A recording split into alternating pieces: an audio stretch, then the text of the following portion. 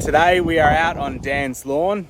If you've seen Dan's post the other day, sadly Dan succumbed to some bit of council damage when they come around and did the spraying of the curbs. So sadly he had a bit of the glyphosate overspray and it's taken a bit of the lawn back. So today's video is going to show you how I would treat that now and the processes that we would use to hopefully bring the lawn back faster.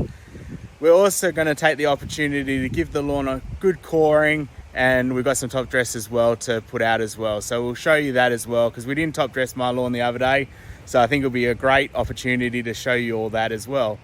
So I'm going to flip the camera over now and we're going to have a look at the area that's damaged, and we'll talk about our processes of what we're going to do. Okay, so you can see here, it's really brown on the edge here. So Dan told me on Monday night that it happened, and he had some photos, and I'll link a photo in here of what it looked like when he first showed me. The first thing I told Dan to do was snip it all back, take all the damaged area away, all the leaf away, just so if there's any residual left on the leaf, it would get taken away and nothing would go back in the soil. After he did that, I got him to put an application of seaweed and humic acid down on the lawn, and that hopefully can wash any residual that was left in the soil as well and clean that out, and that starts the process of what we were gonna do. So he's done that for me. Today we're gonna go through, we're gonna groom it a bit wider just to clean a little bit more out. See a little bit down there, we're just going to go a bit wider on the groomer to just take it back a little bit more, and then we will top dress the area so that then covers any of the roots that are showing, any of the grass blades, just helps protect it a little bit more on the recovery process. And we'll also give it an aerate so we can get some products straight into the soil straight away. So we are going to start that process now, and we'll have a bit of a time lapse of what we do. So I will see you when we get to the end of it.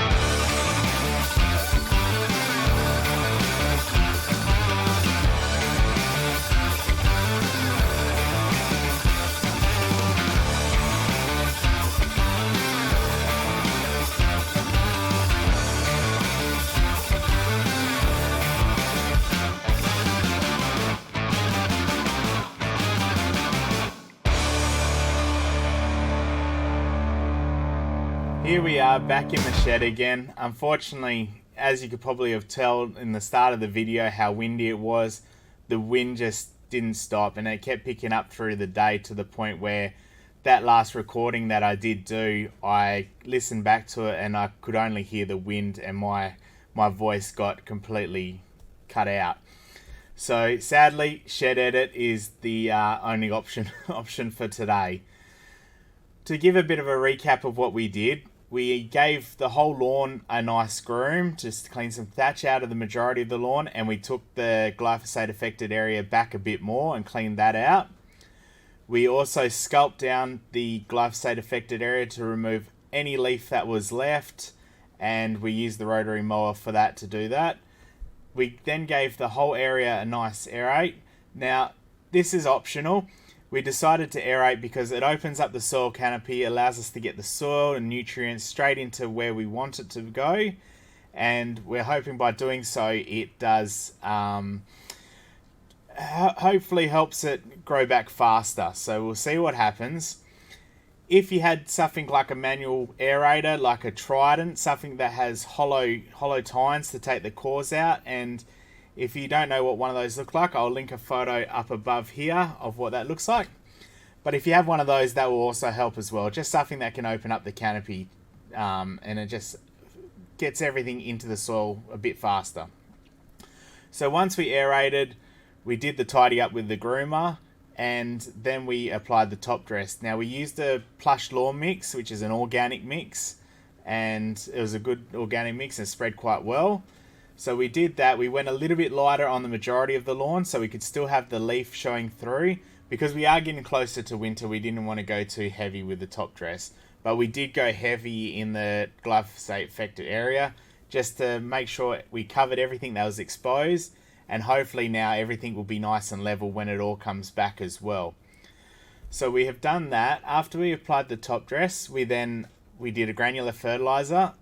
And we used the same granular that we did on my lawn the other day with my reno. So we used Eco Growth Red for helping with the root growth and promoting fresh growth, and we used the Bailey's 411 because we're getting into the cooler period. We just wanted something that was a bit faster acting and would work well for us to get the leaf growth back.